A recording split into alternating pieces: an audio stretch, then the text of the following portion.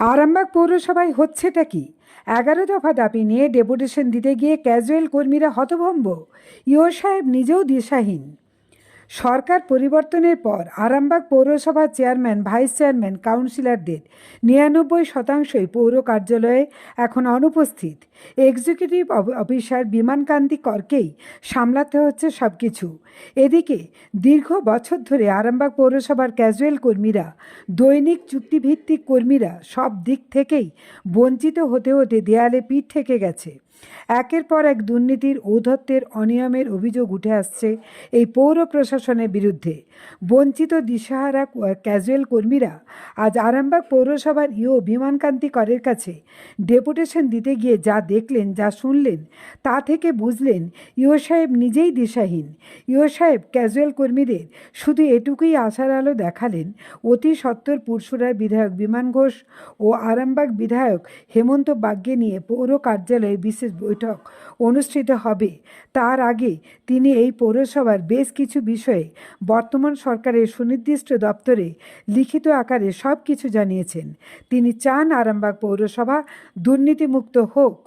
এ বিষয়ে পৌরসভার ইও সাহেব এবং ক্যাজুয়াল কর্মীদের আলোচনায় কি উঠে এলো শোনাবো। আরামবাগ টাইমসের রিপোর্ট। এক নম্বর দাবি হচ্ছে প্রত্যেক ক্যাজুয়াল কর্মী বেতন মাসে 1 থেকে 3 তারিখের মধ্যে অবশ্যই দিতে হবে। 2 নম্বর হচ্ছে প্রতি ক্যাজুয়াল কর্মীকে সম্মানজনক বেতন দিতে হবে। সুপ্রিম কোর্টের নির্দেশ মেনে সমকাজে সমবেতন কাঠামো তৈরি করতে হবে। 3 নম্বর হচ্ছে পৌরসভা শূন্যপদগুলিতে সিনিয়রিটি বা শিক্ষকতার যোগ্যতার ভিত্তিতে এবং কাজের দক্ষতা অনুযায়ী ক্যাজুয়াল কর্মী থেকেই স্থায়ী থেকে অস্থায়ীতে স্থায়ী করতে হবে। 4 নম্বর হচ্ছে পৌরসভার নিজস্ব আয় বৃদ্ধি করতে হবে এবং ইনকামের জায়গাগুলিতে প্রত্যক্ষ নজরদারি চালাতে হবে। যে সকল কর্মচারী বেতন বাদে অতিরিক্ত টাকা পাচ্ছেন সেইগুলো অবিলম্বে বন্ধ করতে হবে। 6 নম্বর হচ্ছে পৌরসভার নিজস্ব তহবিল থেকে বেতন দেওয়া সমস্ত অবসরপ্রাপ্ত কর্মীদের বেতন অবিলম্বে বন্ধ করতে হবে। 7 নম্বর হচ্ছে অফিস কর্মীদের সাথে মেনলি ক্যাশিয়ার কর্মীদের সাথে দুর্ব্যবহার বন্ধ করতে হবে। 8 নম্বর হচ্ছে স্থায়ী কর্মীর সাথে অস্থায়ী কর্মীদের বেতন একই দিনে দিতে হবে, যেটা আগে ছিল, সেটা এখন ব্রেক হয়ে গেছে। ছুটির দিনে কাজ করলে ওভারটাইম দিতে হবে। রিলিফ ফান্ডের হিসাব ঠিকঠাক রাখতে হবে। দুর্নীতির প্রশ্নে সরকারি যে জিরো ব্যালেন্স নীতি আছে সেটা জিরো টলারেন্সের নীতি গ্রহণ করতে হবে।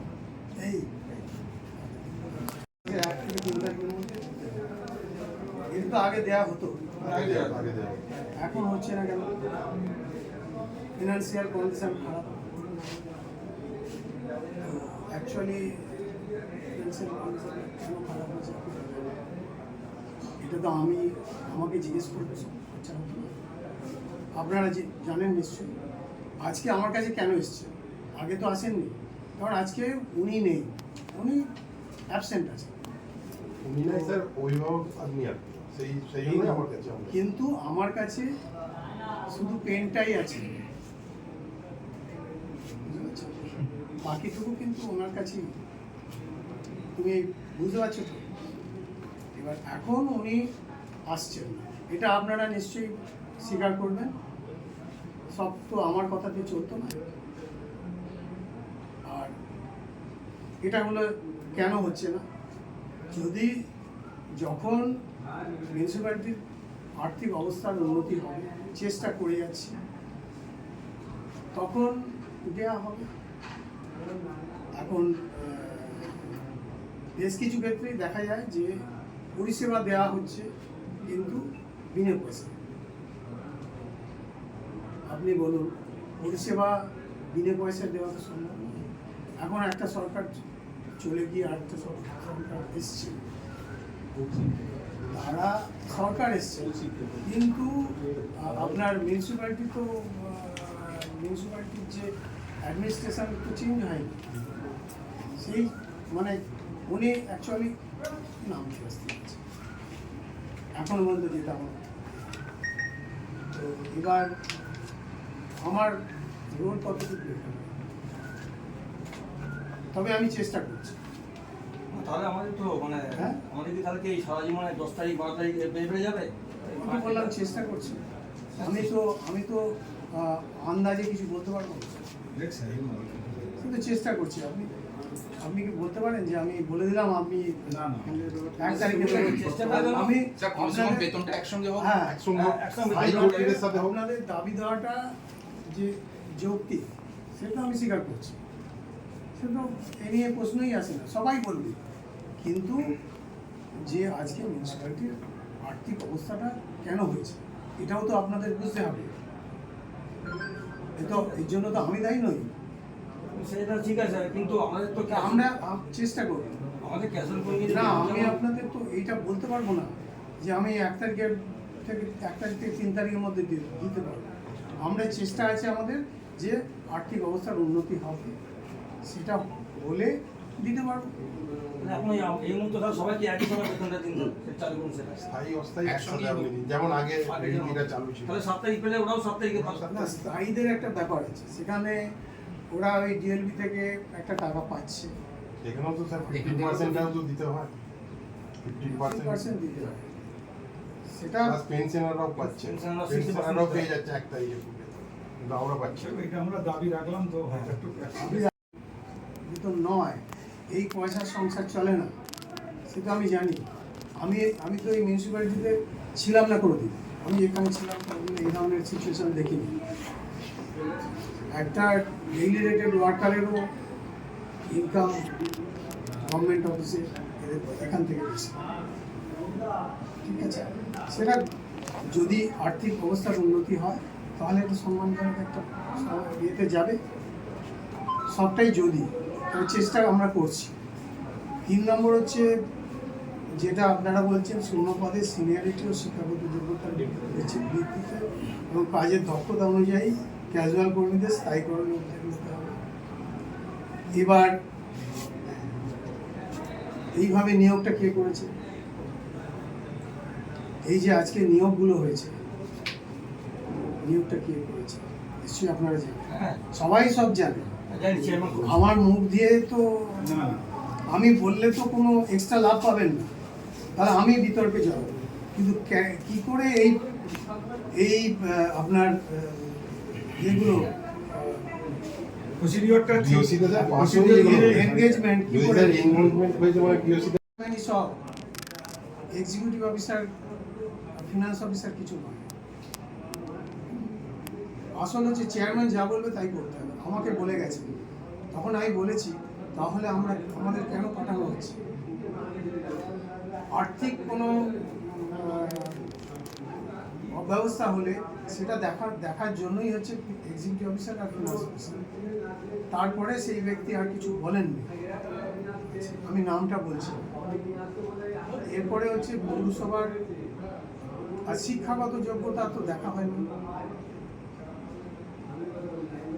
মুখ শোকাশোকির ব্যাপার আছে, কে কার পরিচিত আছে ঢুকিয়ে দেয়, তুই কাল থেকে আসবে, এরকম হয়েছে।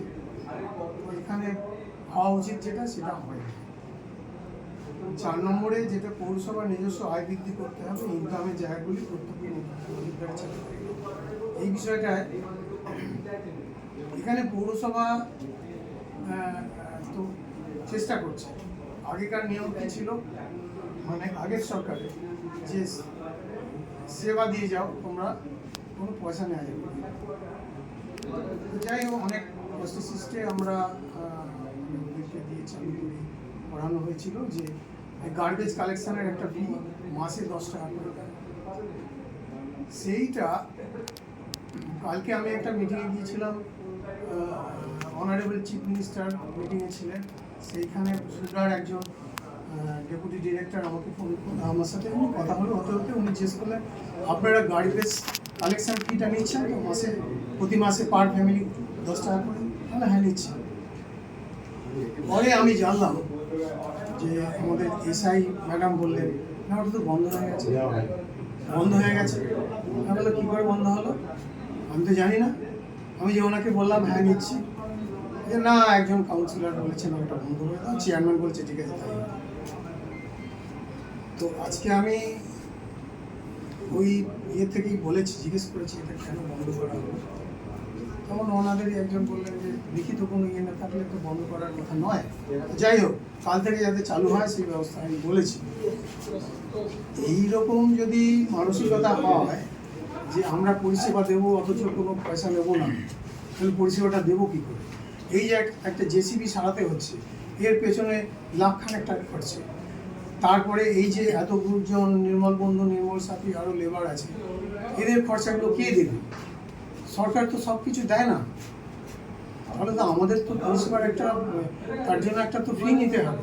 এটাও যদি বন্ধ করে দেওয়া হয় পলিটিক্যাল প্রেশার দিয়ে, তাহলে আমরা চালাবো কী করে? টাকাই তো সব, কেউ তো ফ্রি আমাদের হয়ে কাজ করবে না, জেসিবি ছাড়া কেউ তো ফ্রিতে সারাবে না, বা নির্মল বন্ধু, নির্মল সাথী বা অন্যান্য যে লেবাররা আছে তারা তো একটু ফ্রিতে ঝাড় দেবে না। এইগুলো আমাদের দেখতে হবে, এগুলো আপনাকে জানিয়ে দিলাম। এসব জিনিসগুলো হচ্ছে, বেতন বাদে যে সমস্ত কর্মচারীদের অতিরিক্ত টাকা দেওয়া হচ্ছে সেগুলো বন্ধ করতে হবে। আমি দেখছি এগুলো যাতে বন্ধ করা যায়, আমি দেখছি এগুলো আমি দেইনি অতিরিক্ত টাকা, যে অনেকে আছে এরকম, এটা বন্ধ তাও একটা টাকা বেরিয়ে আমি আসে। দেইনি। ওটা আছে। তারপরে যারা রিটায়ার পারছেন তারা এখনো তাদেরকে ইয়ে করে তাদেরকে বেতন দেওয়া হচ্ছে কিসের জন্য? টাকাগুলো যদি পাই, রিটায়ার্ড শুধু পার্সন শুধু দিয়েছে, শুধু বসে আছে, আমি তো শুধু কাজও করে না, কিছুই না, বসে থাকে। বেশ কয়েকজন বসিয়েও দেওয়া হয়েছে। পরবর্তীকালে আমি আরও জানছি 2-1 রিটায়ার করেছে, পার্মানেন্ট এমপ্লয়ি রিটায়ার করেছে, তাকেও 10,000 না 12,000 টাকা দেওয়া হয়েছে। এইগুলো যদি স্যার ড্রাইভারকে দেওয়া হয়েছে, এইগুলো এলো পার্মানেন্ট ড্রাইভার রিটায়ার করেছে, দেওয়া হচ্ছে। এ তো ভাই আমি করি, এবার আপনারা এসে আমাকে বলছেন কারণটা কি ওনাকে পাচ্ছেন না? এতদিন তো আপনারা বলেননি, এখন বলছেন। যাই হোক, আমি এগুলো করিনি। আজকে আপনারা পৌরসভায় যে সমস্ত ক্যাজুয়াল স্টাফরা গিয়ে ডেপুটেশন দিয়ে এলেন, আপনারা কাকে ডেপুটেশন দিলেন এবং আদৌ কতটা মানে কি দিশা পেয়েছেন যদি একটু বলেন? আমরা প্রথমত ডেপুটেশন দিয়েছিলাম, আমরা দুজনের নামই রেখেছিলাম, চেয়ারম্যান এবং ইও সাহেবের নাম ছিল, কিন্তু বর্তমান চেয়ারম্যান আসছেন না, 10-15 দিন আসছেন না, যার ফলে ইও সাহেব ডেপুটেশনটা মানে নিয়ে কেন আসছেন না? উনি সেটা আমরা বলতে পারবো না, কোনো কারণ আমরা জানতে পারি। এখন যেটা আমরা ডেপুটেশন দিয়েছি, আমাদের ইও সাহেবকে একটা ডেপুটেশন দিয়েছি, কিন্তু ওনার যা চিন্তা ভাবনা দেখলাম, ওনার কোনো সিদ্ধান্ত নিতে পারছেন না এখন পর্যন্ত, কেন ওনার যে মাথার ওপর যে কমিটি বা আছে সেটা এখনও ওরা ঠিক করতে পারেনি। তা আমাদের যে দাবি দাবাগুলো ছিল সেই সম্বন্ধে আমরা ওনাকে জানিয়েছি, কিন্তু উনি সেরকমভাবে কি কি দাবি দেওয়া ছিল? সঠিক কোনো দিশা দেখাতে পারবেন না। কি দাবি দেওয়াটা ছিল? আমাদের 11 দফা টোটাল দাবি দাবা ছিল, আচ্ছা, তো সবটাই উনি শুনেছেন। ওনার বক্তব্য অনুযায়ী আমরা কোনো দিশা পাইনি, কারণ মানে উনি হ্যাঁ, উনি এখন দিশাহীন। আচ্ছা, কারণ ওনার ভোট থাকতেও কোনো ভোট নেই, বা উনি কি করবেন, কার ইয়েতে চলবেন, এখন কিছু উনিই দিশা দেখতে পাচ্ছেন না, অতএব আমরাও কোনো দিশা পাইনি। তো উনি কি কোনো সুরাহার কোনো পথ কিছু না, বলেছে? ওনার বক্তব্য যে আমরা একটা কমিটি করব, হ্যাঁ, হ্যাঁ, সেই কমিটির সঙ্গে আলোচনা করে পরবর্তী সিদ্ধান্ত নেওয়া হবে। এই কমিটিটা কাদেরকে নিয়ে হবে? এটা উনি যেটা বললেন, এখানকার বিধায়ক, লোকাল এমএলএ বা পুরসুরার বিধায়ক, উনি বলেছেন এই সব ব্যক্তিগুলোকে নিয়ে একটা কমিটি করবেন। আমরাও কমিটি করার জন্য ওনাকে ধন্যবাদ জানাচ্ছি, কারণ আমাদের এখন যেটা অবস্থা হয়েছে, বাপ থাকতেও বাপ নিখোঁজ। মানে আমরা কারোর কাছে দাবি করব, কি করব, বা আমরা আমাদের যে আশাগুলো পূরণ হবে সেগুলো কার কাছে করব, পূরণ করার জন্য দাবি কাকে জানাবো? আপনাদের এই দাবিগুলোর মধ্যে সবথেকে ভাইটাল কোন কোন দাবি? আমাদের প্রথম দাবি একটা ভাইটাল, আমাদের প্রত্যেক মাসের বেতন যেন 1 থেকে 3 তারিখের মধ্যে হয়। কারণ আমাদের এই সামান্য বেতন, এই বেতনটা যদি আমরা 10 তারিখ, কোনো মাসে 8 তারিখ, কোনো মাসে 12 তারিখ, বা যখন আমরা 1 তারিখ 3 তারিখের পর জানতে চাইছি যে বেতন আমাদের কবে হবে, আমাদের যারা আধিকারিক আছে বলা যাবে না কবে হবে, জানছি না। এই যে অনিশ্চয়তা, এখান থেকে আমাদের এই সামান্য বেতন থেকে সংসার চলে, অতএব আমরা পুরো দিশাহীন। আচ্ছা, আপনারা যে ক্যাজুয়াল যারা আছেন তাদের স্থায়ীকরণের ব্যাপারে কখনো কেউ কিছু ভাবেননি চেয়ারম্যানরা? অবশ্যই না, স্থায়ীকরণের মানে অফিসের আগে ছিল পৌরসভার যোগ্যতার ভিত্তিতে যারা ক্যাজুয়াল আছে তাদের স্থায়ীকরণ ছিল সিরিয়াল ভিত্তিক। সেটা দীর্ঘ 15 বছর 15 বছর সেইটা পুরো নষ্ট হয়ে গেছে আর যারা আপনাদের তো নিজেদের মতো করে- বেতনেও বৈষম্য আছে, সব ক্যাজুয়াল স্টাফ তো একই হারে অবশ্যই। বেতনও পান না। কেউ 15 বছর 20 বছর ক্যাজুয়ালে আছে, 26 বছরও ক্যাজুয়াল আছে, তার বেতন হয়তো 8,000 টাকা। আর কেউ আজকে ক্যাজুয়াল মানে আজকে অফিসে ঢুকছে, ক্যাজুয়াল হয়ে ঢুকছে, তার বেতন 12,000 টাকা। এটা কি করে হয়? এটা তো এটা সিস্টেম না, এটা উদ্দেশ্য ওটা অফিস জানে, কমিটি জানে, মানে সবটাই রহস্য। বোর্ড অফ কাউন্সিল জানে। এছাড়া এছাড়া আমাদের আরেকটা গুরুত্বপূর্ণ বিষয় হচ্ছে যেটা আমাদের দীর্ঘদিনের বক্তব্য, সম কাজে সম বেতন। এটা সরকারের কারণ পৌরসভা চলে ক্যাজুয়ালের ওপর নির্ভর হ্যাঁ, করে। হ্যাঁ। কারণ এখানে যা পার্মানেন্ট স্টাফ, হ্যাঁ 59টি পার্মানেন্ট স্টাফ, অতএব বাদ বাকি টোটালটাই চলে ক্যাজুয়াল। কতজন ক্যাজুয়াল স্টাফ আছে? 290 জন। আচ্ছা, এবার এই আবার ডেলি ওয়েজের আছে? ডেলি ওয়েজের আছে ডেলি ওয়েজ কত?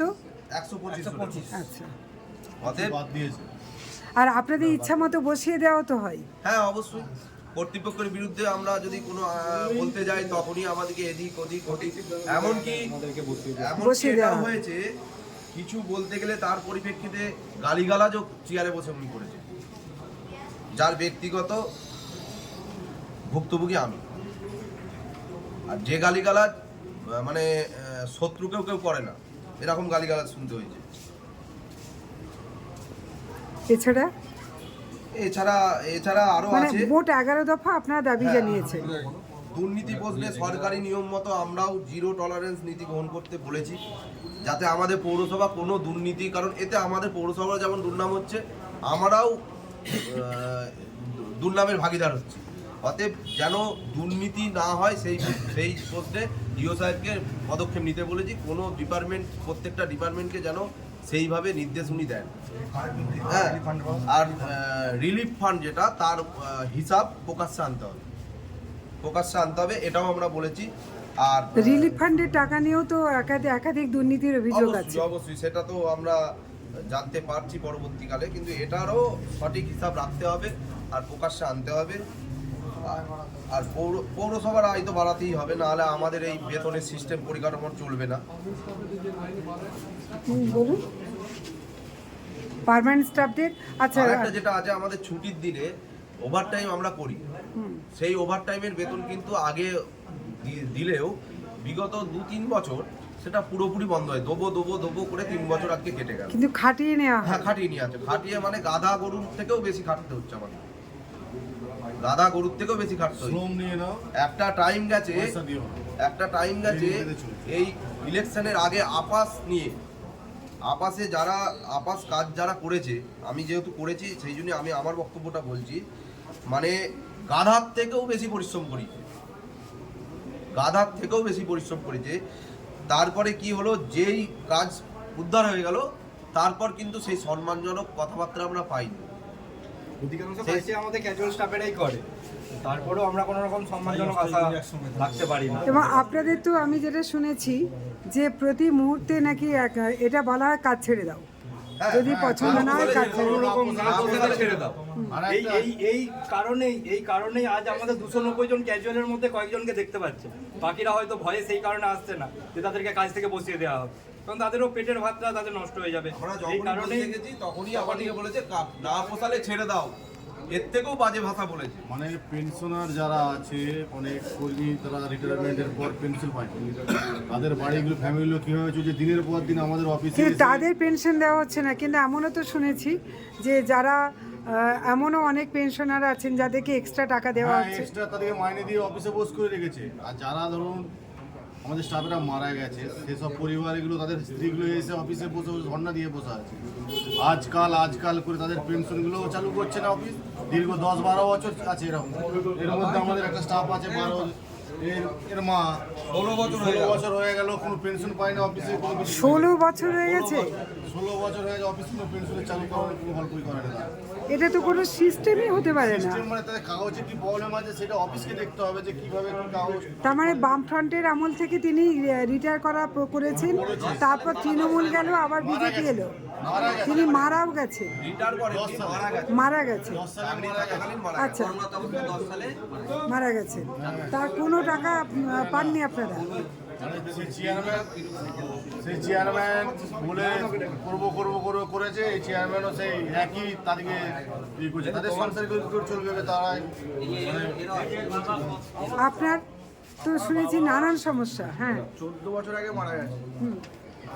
14 বছর আগে মারা গেছে, কিন্তু আমার বাবার একটা কাগজের প্রবলেম ছিল, একটা ডেটের প্রবলেম হয়েছিল, তার জন্য অ্যাপ্রুভেল থাকে। অ্যাপ্রুভেলটা 2023 সালে গভর্নমেন্ট একটা অর্ডার বার করে, সেই ভিত্তিতে অ্যাপ্রুভেল আসে। 23 সাল থেকে আসার পর সেই 23 সালে গভর্নমেন্ট অর্ডার বের করে, আর 24 সালের ফেব্রুয়ারি মাসের 16 তারিখে অ্যাপ্রুভেল আসে। ফেব্রুয়ারি মাসের 16 তারিখের পর থেকে আজকে 26 সালের 9 তারিখ, আজকে 9 তারিখ জুলাই মাসে এখনো পর্যন্ত আমার পেনশন চালু হয়নি। ফাইলটা নাকি 10 বার 12 বার ঘুরে আসছে, মানে যে নিয়ে যাচ্ছে, যার তত্ত্বাবধানে আছে, সেই ফাইলটা যাচ্ছে, একটা করে ভুল দেখাচ্ছে, চলে আসছে। মানে না দেওয়ার মানসিকতা। অবশ্যই আমার মা গেছে, বড়বাবুর কাছে গেছে, মা চেয়ারম্যানের কাছে গেছে, মা আর আসতে পারছে না, আমার মা অসুস্থ হয়ে গেছে। আমি ঘরেতে গেলে, বাড়িতে গেলে আমি নিজে অসুস্থ হয়ে যাচ্ছি, তার কথা শুনেছে কবে হবে কবে হবে। আজ 2.5 বছর হতে গেল, এখন একটা পেনশন পেল না। একে তো 12 বছর মতো দিকে গেছে, তারপরে আরো 2 বছর এখানে যাচ্ছে। 14.5 বছর আগে তো মারা গেছে। আপনাদের চেয়ারম্যানের সম্বন্ধে তো নাকি বলা হয় যে উনি নাকি ভীষণ মানবিক। মানবিক তো, ওই জন্য আমার মা বারবার গেছে, অপমানিত হতে হয়েছে, অনেকবার গেছে, বহুবার গেছে। সাংবাদিকদের সামনে এর আগে ঘোষণা হয়েছিল 1 কোটি টাকা নাকি ফিক্সড ডিপোজিট হ্যাঁ, করতে, হ্যাঁ। যাতে ক্যাজুয়াল কর্মীদের কোনো হ্যাঁ, বেতনের অভাব হবে।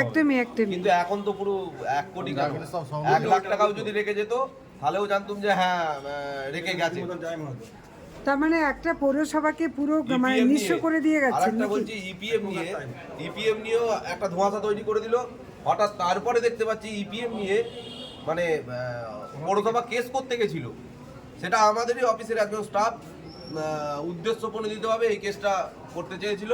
যাক, আমাদের আরও কিছু স্টাফ আছে যারা সেটাকে ওভারকাম করে বেরিয়েছে, সেই ইপিএফ যে জটলাটা ঘটেছিল সেটাকে নিয়ে ঠিক করার চেষ্টা চলছে, এখনো কমপ্লিটলি হয়নি। তবে এরকম কিছু অফিসের স্টাফ আছে যারা চেয়ারম্যানের সঙ্গে সখ্যতা বাড়িয়ে, তার সঙ্গে বিভিন্ন পরিকল্পনা চালিয়ে আমাদেরকে মেরে দিতে চেয়েছিল, কিন্তু আমরা এখনো প্রশ্নপুত্র থাকতে পারবে সেই ভালো। মানে তেলাতে হবে, যেভাবে তেলাতে হবে। এইভাবে দিলেই তো 2 বছর ধরে বড়বাবুর নেম প্লেটের জায়গায় নিজের নাম বসিয়ে 2 বছর ধরে সে বড়বাবু সেজে বসে। দিদি কিছুদিন আগে মানে আমি জানতে পারলাম যে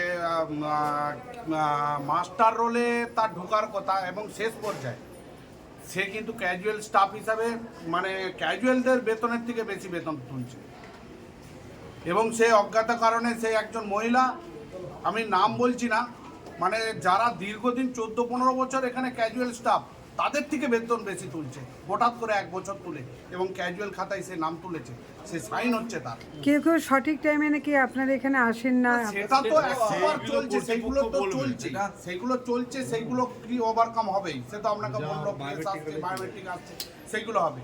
কিন্তু যারা কাজ করছে মাথার ঘাম পায়ে ফেলে, কিন্তু তারা বেতন পাচ্ছে না, 14-15 বছর ধরে কাজ করছে।